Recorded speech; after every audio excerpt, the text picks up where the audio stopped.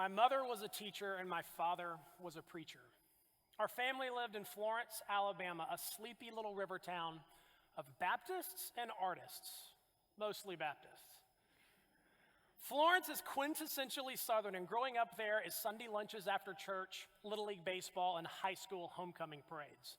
I made good grades, followed all the rules, and even played football.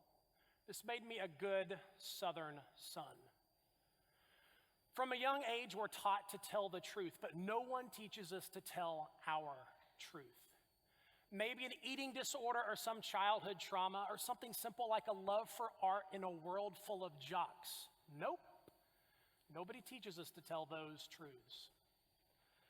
I began to uncover my truth at an early age. It's a truth discovered alone, grappled with alone, denied alone. And when you are young, it feels like a ball of lead in the soul, both heavy and toxic. This football-playing preacher's kid was gay.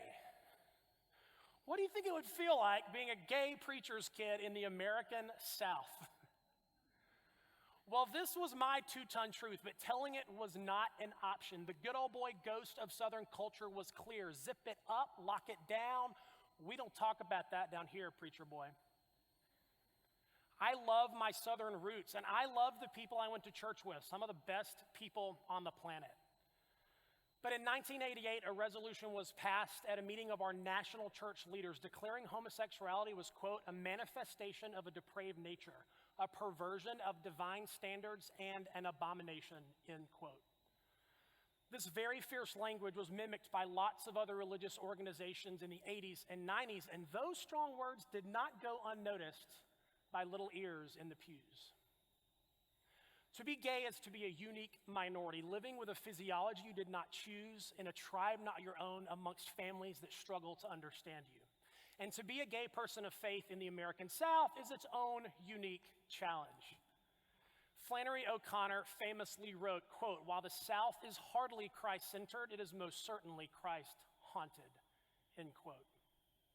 To be gay in a community steeped in religion is to know that you are welcome only if you remain single and celibate. It's to feel forced to choose between spiritual faith and earthly love. It's to beg God to change you, hoping for a golden ticket into straightness. And so I made my way through high school and college with no dating, just denial. I was serious about my faith, hoping to one day discover a tonic of spiritual disciplines that would cure me. And in the meantime, I perfected the art of numbing the pain. Work, nights out, big vacations, and the continual incantation, I don't need love, I don't need love, I don't need love. Forget coping mechanisms. I had built a coping machine. And it worked until it didn't. Sometime around 30, I woke up and realized that all of my friends had moved on with their lives, matriculating into the world of wedding dresses and children's birthday parties. My loneliness grew, and as the sleepless nights began to add up, I eventually gave up. I decided to stop hiding. And through one painful conversation after the other, I began to come out to friends and family, most of whom were very religious. The conversations were tough at first. Red wine was my courage. Pepto-Bismol was my peace. For years, I had imagined the worst reactions with people freaking out and casting judgment. But each time, every time, I was met with love and a tear and one of those lingering hugs you give someone who's been fighting a hard battle. And so in my 30s, I finally clumsily stumbled my way into the light of telling my truth, something I wish I'd done so much sooner.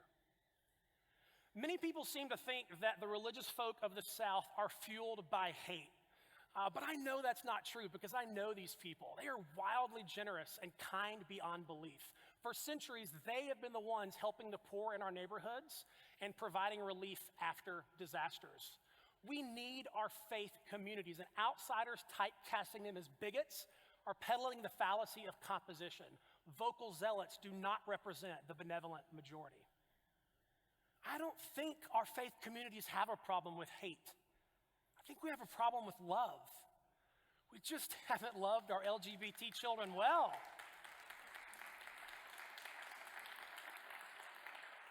We've not loved our LGBT children well. We haven't listened. We've offered theology before empathy. We've protected a taboo that quietly boils kids in their own shame. We haven't given them the space and the grace that we give everyone else. And we've defended disembodied spiritual doctrines while missing the actual bodies in our pews. Many of our religious kids in our religious communities dare not speak their truth out of fear. Many of them are struggling alone, and we need to ask ourselves the question, why is the word H-E-L-P so hard for them? Now, the good news is that I see faith leaders rising up, changing the conversation.